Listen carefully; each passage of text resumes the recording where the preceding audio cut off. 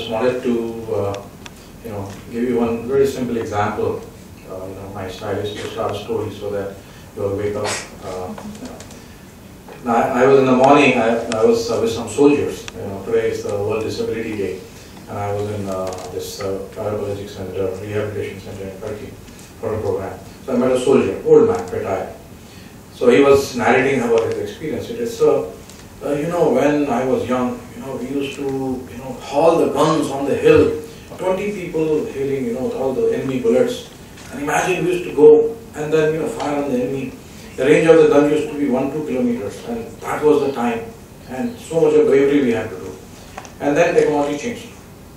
Then we had guns, and then we had trucks. So trucks would haul the guns, and we would sit inside the trucks. And then the guns would be placed. And then it was comparatively easy. We would put, the ammunition and fire. The range would be 10, 15 kilometers, 30 kilometers. So life became easier because we were relatively safe. And then technology changed again. So now what happens? So after 10, 15 years, we were actually sitting inside, a vehicle which is armored, and it used to fire guns, so like tanks, and so it became far easier. And then they used to protect us, bring us back.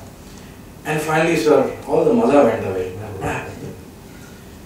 Now we are sitting in a room, air conditioned, in front of televisions, which tell us where to press the button. You're the enemy sitting there.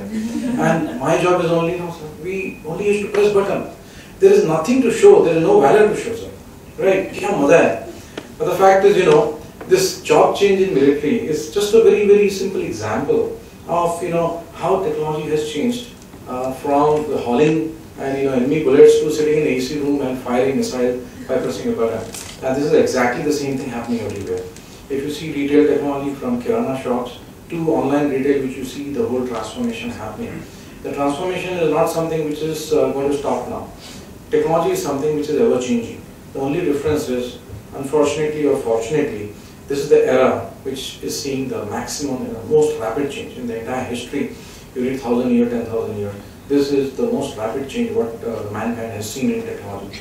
Technology is driving the change, and that is where it has brought in immense opportunities. If you see, has it taken away jobs? No. You see 10, 15 years or 30 years back, there were no jobs. Only government was job creator. Today jobs are everywhere. People have opportunity. Earlier cars, there only used to be car of somebody rich businessman or a police jeep. That's it. On the road there used to be cycles and motorcycles. That is it. Today, if you don't have a car, you're a poor guy. Bikes are reserved for people like my driver. And that fundamental change has happened. But then it has its negative aspect, and that's what it comes up that technology will change. It will push you all very hard. Like what Mithun just said, is that the challenge is not about getting a job. You keep transforming, keep changing, and a lot of new jobs will get created, but the old jobs will go away pretty fast. And this is where my advice to academia is like, the first thing, the 4 years what you are teaching has to be not about just technology, because technology is ever changing. If you see today what it is there, may not exist or may be very, very small after 4 years or 7 years. But your career is not 4-7 years, it is 30-40 years.